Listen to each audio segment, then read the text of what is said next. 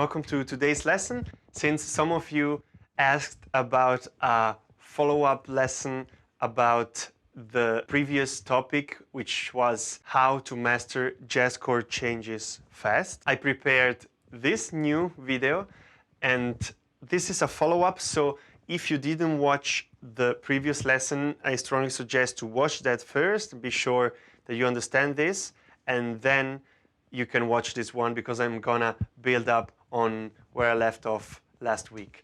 So the idea of last week was to be able to play over changes pretty quickly.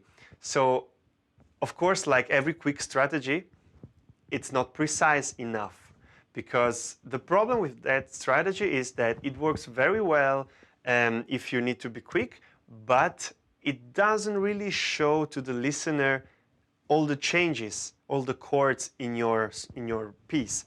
So with that strategy from today's lesson, you're going to be able to really spell out all the chords of your progression. So let's jump right in, and I'd like to show you a very good exercise that Shai Maestro explained to me in order to not have a too long progression. Like a jazz standard, I would, once again, I didn't do it for a while, maybe take a song of mine, and I'm going to show you the chord progression.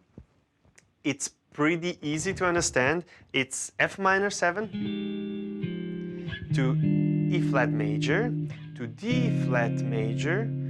Then we have in the same bar A flat major to G7 to C minor 7 to B major 7 to E flat major to D half diminished and E7. Of course, this is just one example. You can take whatever tune you want, or you can take a pop song with 4 chords. The idea is to have something to practice that.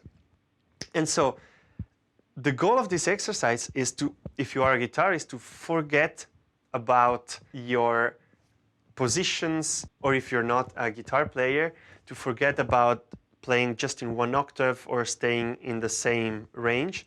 But the idea is all to use the whole range of your instrument and to play just the arpeggios of every single chord, starting from the lowest note to the highest possible note and back, without interrupting your line while the chord progression goes on.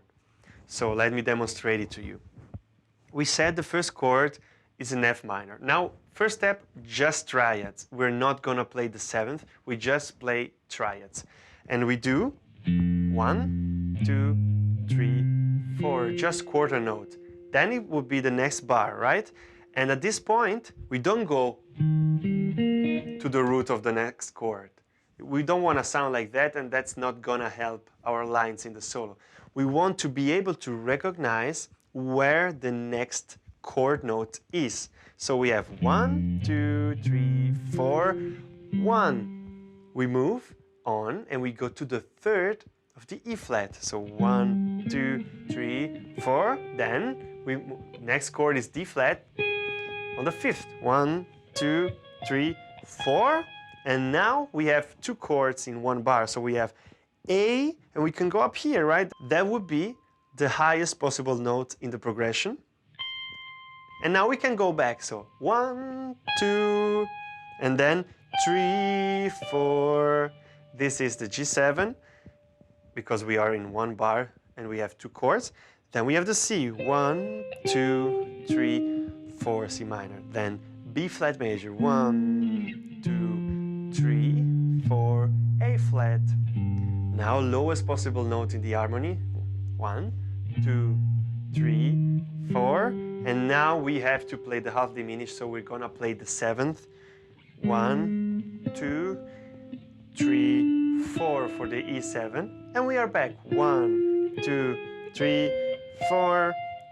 1, 2, 3, 4. 1, 2, 3, 4. 1, 2, 3, 4. 1, 2, 3, 4. 1, 2, 3, 4. 1, 2, 3, 4, and now the D. So again with the 7, 1, 2, and then 3, 4, and back. So you see, I never interrupt the line, I never change direction just because the harmony changes. And this is gonna help you develop lines in the chord changes. Now, the third step is same thing, but with the 7th. Now, I'm not gonna talk it through, I'm just gonna show it to you so that you can hear the chord progression without me talking over it. So once again, but with 4 notes per chord.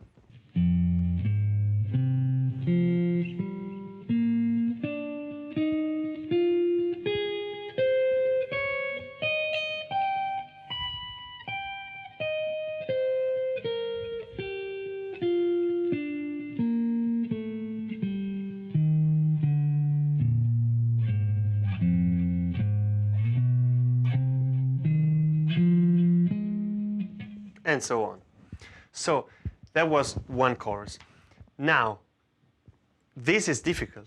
Take your time, do it slow, do even slower than that. Take your piece or a very simple chord progression and start doing that. And at the beginning, you're really going to be looking for the notes and not finding them. But that's exactly the exercise. That's why it's so important and so effective. Now, when you do the exercise and it starts to work, of course, then you can break free from these rules and try to integrate it into your improvisation. So now let me just improvise freely over the chord progression, but you're gonna see I'm gonna try to integrate the triads and the 7th, of course, into the improvisation, and you're gonna see how it works then.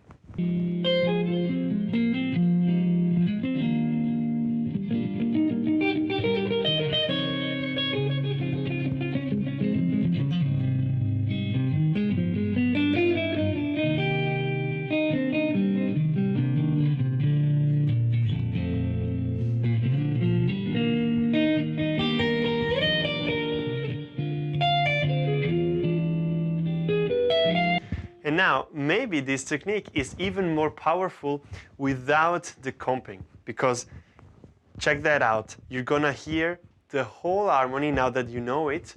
You're gonna hear the whole harmony even if there is no comping. So 3, 4.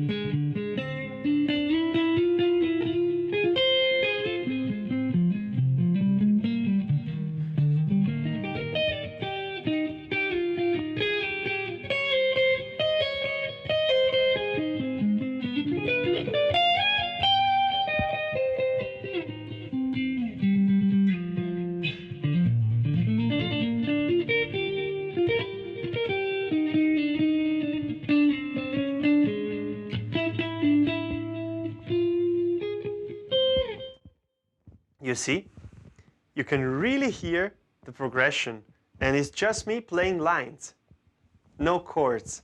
So that demonstration should make it pretty clear that you can really outline all the changes in your lines if you do the right exercise.